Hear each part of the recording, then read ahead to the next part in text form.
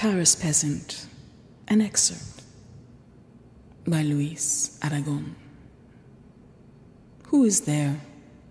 Who is calling me? Darling, I am not mutinous. I hasten to you. Here are my lips. So steals away, and then afterwards. Me, of course, not difficult.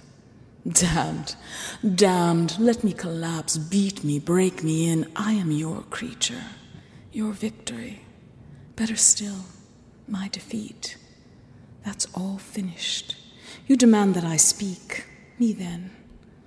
But what you want, what you love, this sonorous serpent, is a phrase in which the words enamored of your whole self should be happily modulated and weighty as a kiss.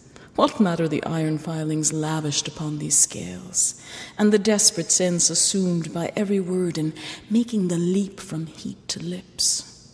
What matter what I say, if the slowed sounds transformed into agile hands touch your lightly clad body at last? Forbid me nothing any longer. Look, I surrender. My whole thought process is yours to command, son. Come down upon me from the hills. The air is redolent of a certain childish charm that you beget. It is almost as though your fingers were roaming in my hair.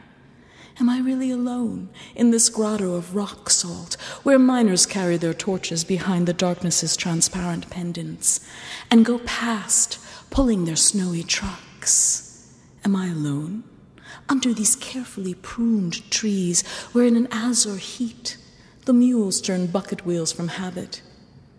Am I alone in this delivery van, decorated with the faithful reproduction of the already outmoded sign of a lingerie shop?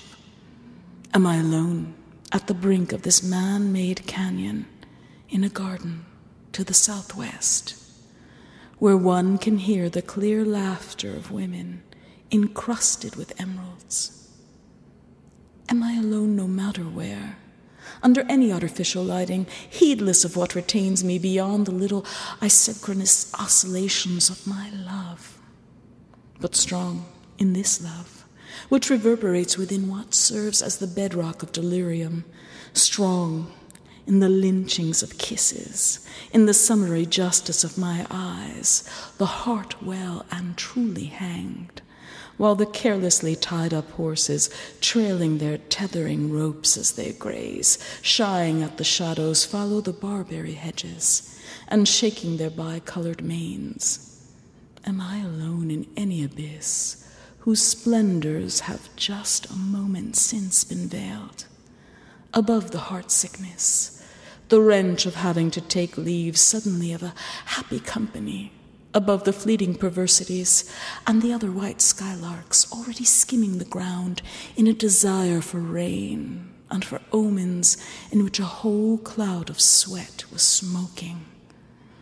Alone from the plowed lands and the swords, alone from the bleedings and the sighs, alone from the little urban bridges and the suburban solutions, alone from the squalls, the bouquets of violets, the wasted evenings, alone on my own sharp point, where, in the winking lights of an unmasked ball, a man lost in a brand new and deserted district of a town, seething with excitement, one divine summer night, lingers to piece together with the tip of his malacca cane the fragments, scattered at the foot of a wall, of a nostalgic postcard negligently torn up by an ungloved hand, on which, beside the rings, there glittered the sharp bite, recently inflicted, of a tooth you do not know.